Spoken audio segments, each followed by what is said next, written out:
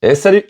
Troisième pilier pour une relation de couple, la confiance. La confiance, c'est pas juste pouvoir confier une tâche ou un enfant à quelqu'un, c'est pouvoir se montrer complètement fragile et vulnérable devant cette personne parce qu'on sait qu'elle ne va pas se moquer ou s'en servir contre nous plus tard, mais qu'au contraire, elle va nous ouvrir ses bras.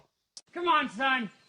Rule number one, never trust anybody. Et ça se construit, et c'est aussi pour ça que pour moi, c'est important d'apprendre à connaître vraiment la personne avant de se mettre en couple. C'est en côtoyant la personne longuement et dans de nombreuses situations qu'on apprend à voir ce qui nous correspond ou pas. Là, je fais une petite aparté qui me semble importante. Coucher avec quelqu'un, c'est chouette et ça libère plein de trucs chouettes dans le corps qui nous font nous sentir bien. Et dans notre société, on a tendance à trouver ça engageant. Et parfois, on se dit, tiens, j'ai ressenti des trucs trop cool, c'était vraiment trop sympa, et si on se mettait en relation? Pour moi, c'est vraiment pas judicieux. Un couple, c'est tellement plus que ça. Apprendre à connaître vraiment la personne avant de s'engager, c'est commencer à construire cette confiance en l'autre et en la relation. Parce que s'il n'y a pas de confiance dans le couple, c'est vraiment dur. Entre les cachotteries, les mensonges, les peurs que l'autre fasse quelque chose qui vous blesse dans votre dos. Non, je préfère pas faire ça sinon elle va me juger.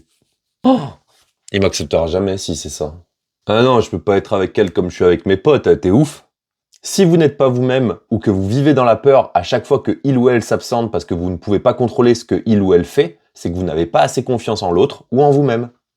Donc prenez votre temps et n'hésitez pas à avoir les conversations dures avant de vous engager. Exprimez vos fragilités, vos craintes, vos traumas, vos besoins pour voir si la personne est OK avec ça et si de votre côté, ça en est de même pour elle.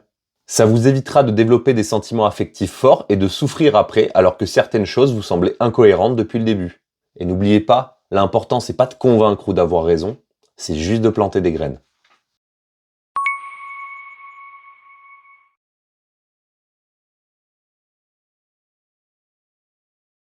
On a gardé le meilleur pour la fin, la communication, c'est ça?